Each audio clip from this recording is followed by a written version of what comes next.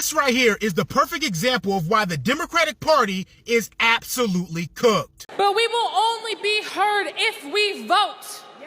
As the saying goes, if you're not at the table, you're on the menu.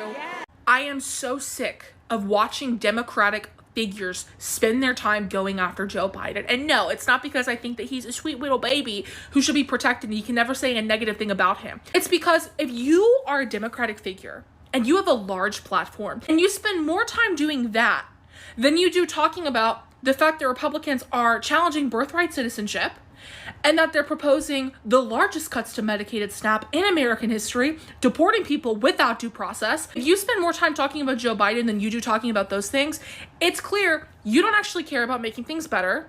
You just want to make yourself look better and distance yourself from him because you think it's going to make you more electable in a Democratic primary. And the only person who I have seen answer this question in a way that I thought was not only acceptable, but I thought had a real string of leadership to it was Pete Buttigieg, who was basically like, should he have run for re-election? Maybe, maybe not. But it's a lot easier for us to give opinions on that now after it's already happened, when in reality is right now we have way more important things that we need to focus on. So if you want to spend your time stuck in a fucking loop back in June or July of 2024, if that's what you want to spend your time doing, you do that. But the rest of us are going to be out here focused on the shit that we can do to make people's lives better in July.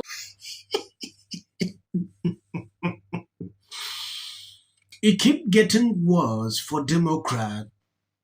They're now coming in with this lady. When you take a look at this plus-size lady, she spoke at the DNC. According to videos and news I just got, Olivia is a Democrat's secret weapon to winning back young male voters. I came across this recently. Democrats are spending a lot of money to bring back young voters, and look at who they are putting forward to do that.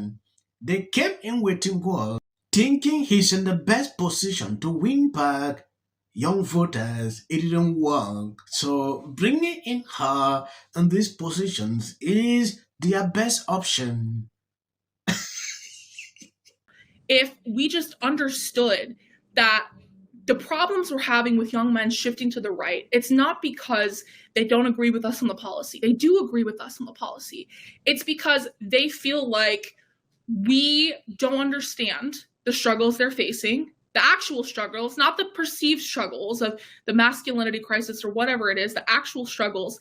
And instead, we just kind of want to blame them for all of our problems. Right. I think there's a lot of that I just fully agree with. I mean, we just don't message to men, right? And I was like we don't message in a way that resonates to men. Something that you kind of responded to that I've seen a lot is, well, the reason why Republican messaging resonates with men is because men want bad things, right? So men want to have sex and own women, right? Like they want to dominate everybody. And Republicans say, you get to do that. And then Democrats can't say that. So we just lost men. It's over, right?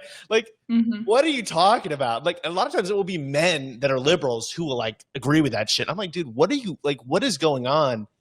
There's a lot of men that don't think that way, obviously. And it's just such a negative view to take on half of the human race. Well, I also think it's just so abundantly clear that the people who say these things don't actually spend time talking to young men. You know this because we know each other in real life, but I spend a lot of time on college campuses, and I spend a lot of time with young men. I love young men. I love frat guys, and in that I realized even the ones that identify as conservative are almost always pro-choice. They're almost always pro-gay marriage. You'd be surprised at the number of them who supported Black Lives Matter. And so I feel like people just kind of lump them into this box when the truth is, again, a lot of them are with us on the issues. They're just not part of our coalition because they feel like they're not welcomed in it. They're not talked to, right? And yeah, they're not welcome. That's true. There's a lot of times where it's being masculine characteristics seem like they're frowned upon, and they're kind of welcomed and championed by the Republican Party. And masculine characteristics are not characteristics that are intrinsically bad, right? And I think that some Democrats have presented it that way. Now, obviously not most Democrats, but it's this perception that a lot of guys have had. Yes, when you take a look at the whole situation and how these people are responding to this, is crazy. Look at what they are saying here. That she's moving around school campuses, seeing people, align with them. I don't know if these people actually realize what is going on. What Charlie Kicks is doing is more effective than what these people are struggling to imitate. And look at the kind of people they are putting out to do that. You can't convince a man with this kind of tone. It is impossible. So when I see her sitting here talking with more confidence, I understand they are being paid. Yeah, they are being paid to do all this. And it's not working. If by now they don't realize this strategy they struggle to put forward in 2024 with Kamala didn't work, they should sit up. Yes. Democrat to me now, they're just like in fact, let me not say it. Yes, a clown show. Yes. Did he use my weight loss as an insult? What? I'm the person that's in charge of bringing young men back to the Democratic Party, according to Donald Trump Jr., Trump War Room, Libs of TikTok. And while none of that's actually true, every single time I saw one of y'all posting about me, I had one main thought at the top of my head. Y'all are a bunch of y'all are the ones that made it about a woman and her identity and the way that she looks. Something that y'all consistently claim the Democrats do. You don't actually give about young men. Instead, a lot of you want to talk about my weight. You're using pictures of me from about 65 pounds ago. So let me ask you this. If I lose another 65 pounds, will y'all actually raise young men's wages? Will you actually increase funding to mental health services? Or are you just going to find another way to deflect from the fact that y'all don't actually have any policy plan to help them? Y'all can keep making this into some kind of big joke of, oh yeah, let's send her to every frat house in the country. I'm not afraid to go into frat houses or to go to college campuses or to talk to Republicans because unlike y'all, I don't think that they're all shallow assholes. I think that they're actual people who can hold a conversation, but clearly, based off the way you talk about them and the way that you treat them, you think that they're dumb as shit. Well, I actually don't. So I'm going to continue to advocate for young men to get the policy agenda that they do deserve. And I'm going to continue to lose weight. And then maybe when I finally do drop that next 65 pounds, we can revisit this conversation and see if you can actually stand on business. Yes. You can clearly see that this lady is upset how people are reacting, roasting her on social media. But if you put yourself out there, expect that. Yes, you should expect all these people will be standing up to you. The kind of way, the manner in which she's presenting this, it looks easy. It like everything is on their palms. When I look at it, I laugh all through because this method they are struggling to push forward is not working. Yes. Shaping the 2024 election, shows like the Joe Rogan Experience certainly helped Donald Trump and Republicans connect with millions of Americans, including key swing state voters and younger audiences. And now Democrats are looking to replicate that model. According to the New York Times, liberal strategists are pushing the party's rich backers to help assemble an army of left-leaning online influencers to create their own podcast empire.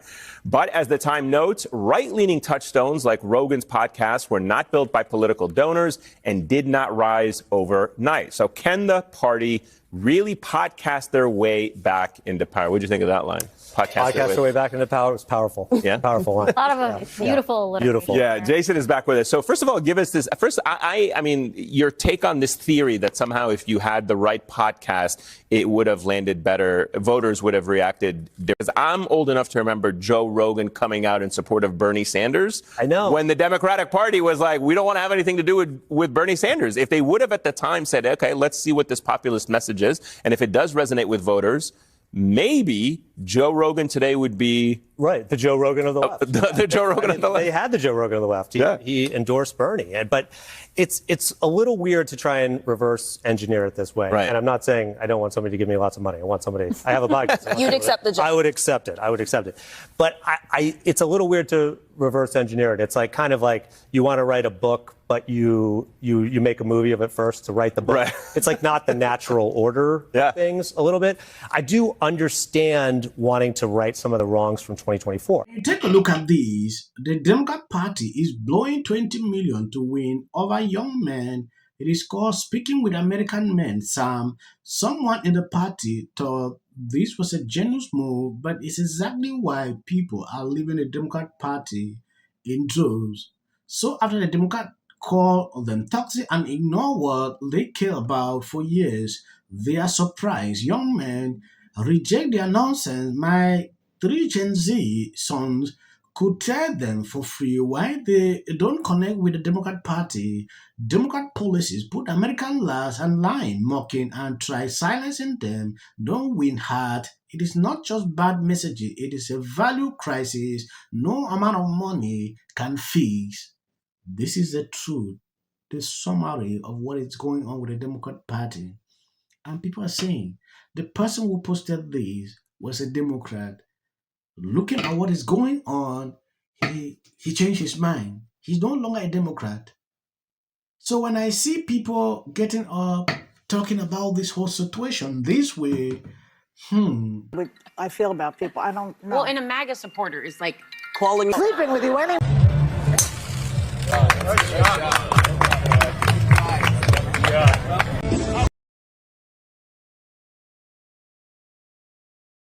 I want to appreciate people supporting me, sharing out my videos. God bless you abundantly. If you see clips after my videos, that is always for the YouTube algorithm. Who effing who?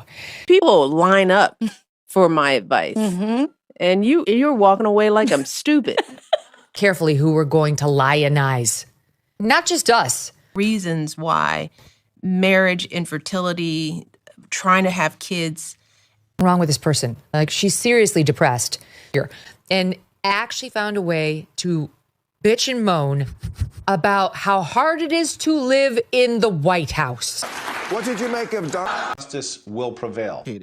It also shouldn't be racial. Require Carmelo to run. He had 100. Has been overwhelming.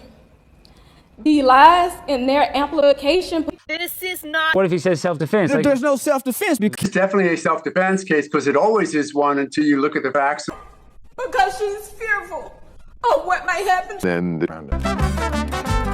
Registration Act is talking about this man, Kilmer. My summary of the first 100 days is that if film and TV productions continue to first term, and you will be very. Once again, the field was littered with Wintour does every year. This Carmelo Anthony case. Live in the White House. Many people like a little unhinged drunk.